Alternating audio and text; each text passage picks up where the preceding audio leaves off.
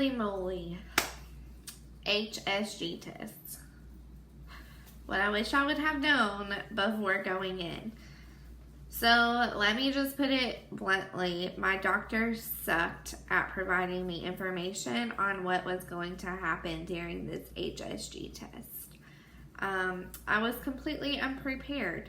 So this was not my fertility doctor. This is actually a test that my OB scheduled before I even went to go see the fertility doctor, just to get it out of the way, so that they didn't have to do that test, basically to kind of move the process along a little bit faster for us. So I was given zero information about what was actually going to take place, and I didn't do my research because I just assumed that when they called me to schedule it, they asked me if I was allergic to dye and contrast dye, and I said no. So I just assumed it was going to be just like a CT scan, which I've had in the past, where they just insert the dye into your, in through an IV, and it was going to happen that way. So I was in for a big surprise, let me just tell you. And after the fact, I did some research because I felt like I was such a wimp, and wanted to know what other people went through with the HSG test. And, personally, if you don't have endometriosis, you have no clue.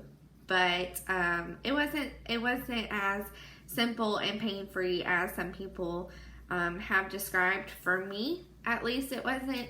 And for those of you who have been through it or who are going to go through it and don't experience pain or very little pain, hats off to you, and I'm very happy that you don't have to go through what I went through.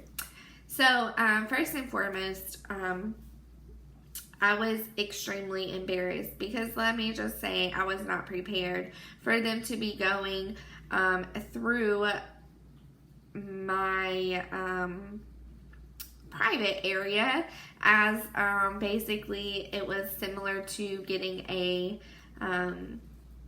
pap smear.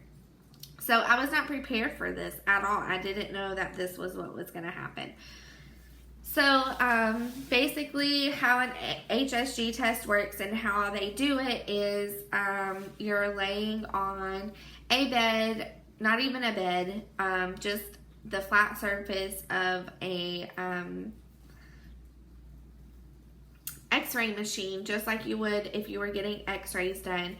And there are no stirrups, and they insert a speculum in there, just as, like I said, just like you're going to get a pap smear done. And then they then have to attach a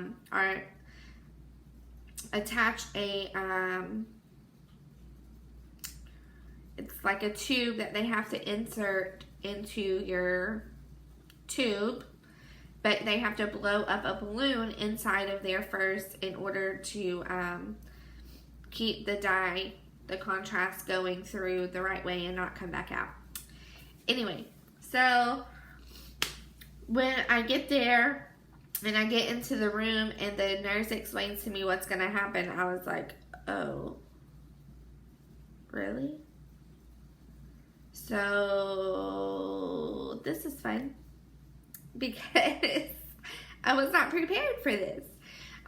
So I get on the table and I, again, have no stirrup. So you have to literally, like, almost in a way hold your legs up as if you are going to give birth to a child. And well, at least that was the case for me, because I had on slippery ass socks and my feet were wanting to slide, like the little bit of room that you do have on the corner of the table, because mind you, you have to scoot all the way down just like you are on a bed in an OB office, so that they can do what they need to do. So you're literally have your butt dangling off the edge of the bed, all the while you're trying to keep your feet up and you have nowhere to put them. So yeah, basically you're in birth position to try to be as blunt as I possibly can, that's basically the way you are on the table. So anyway, from there they insert the speculum and put the balloon in or whatever is next. So for me, when they went to do the speculum and, you know, have that open and everything, my cervix was tilted to the left. So they were having a very difficult time getting the speculum to stay in so that they could put the balloon in and all of that.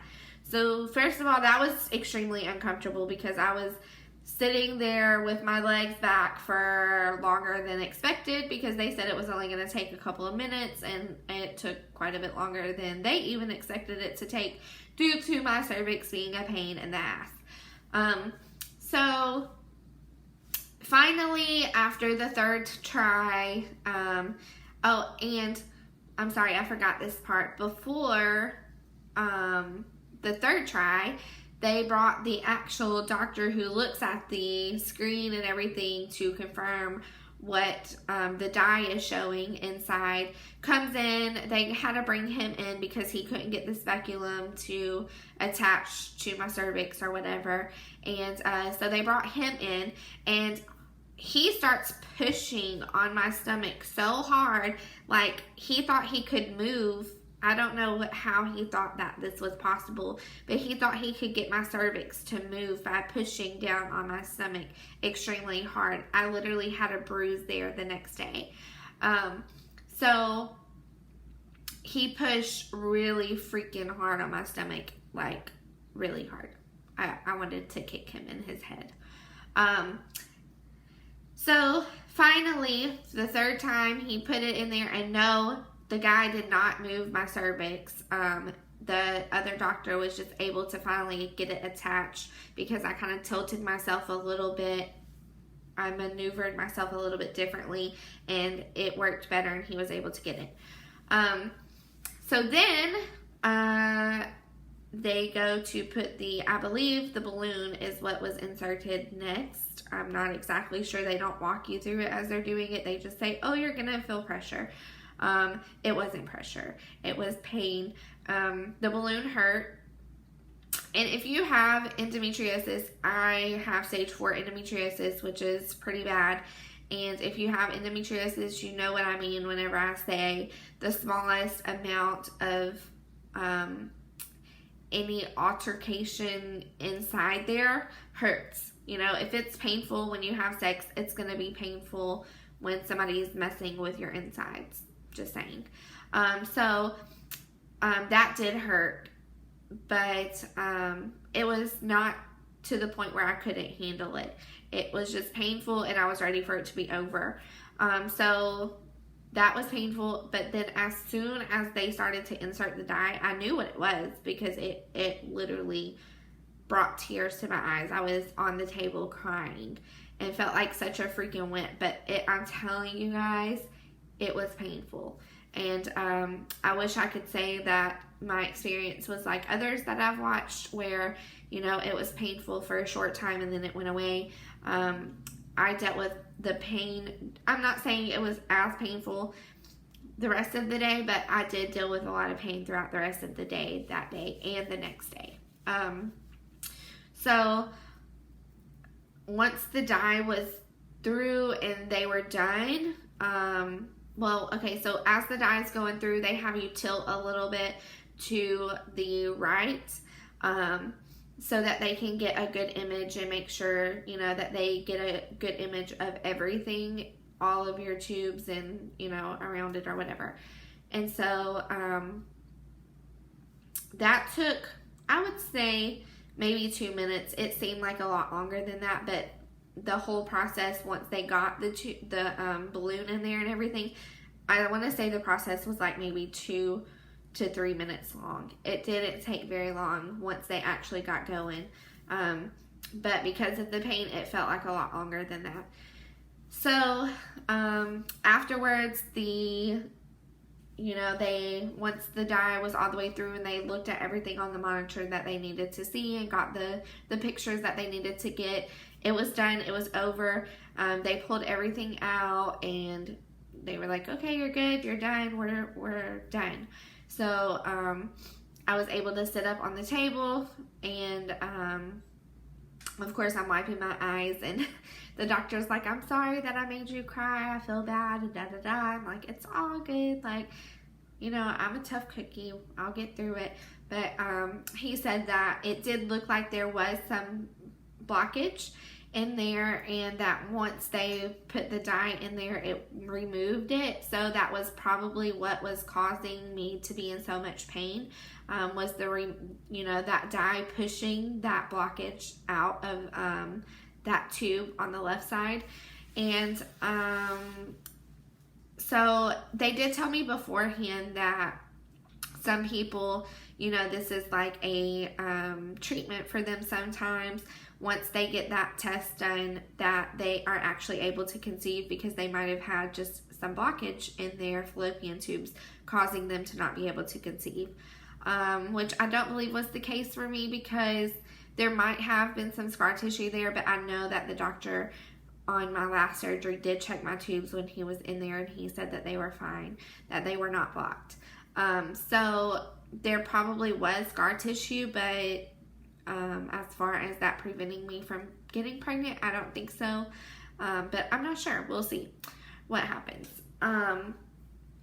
So after that, the rest of the day, of course, I bled, but not heavily. It wasn't a spotting either though. So, but it was, you know, for the rest of that day, I did bleed quite a bit. And then the next day, there was no bleeding, but I was still cramping really bad. So, again, for endometriosis cramps, you guys, for those of you who have endometriosis, y'all completely understand what I'm talking about when I say that they can be excruciating. And I wouldn't say that they were excruciating cramps, but they were really bad ones. After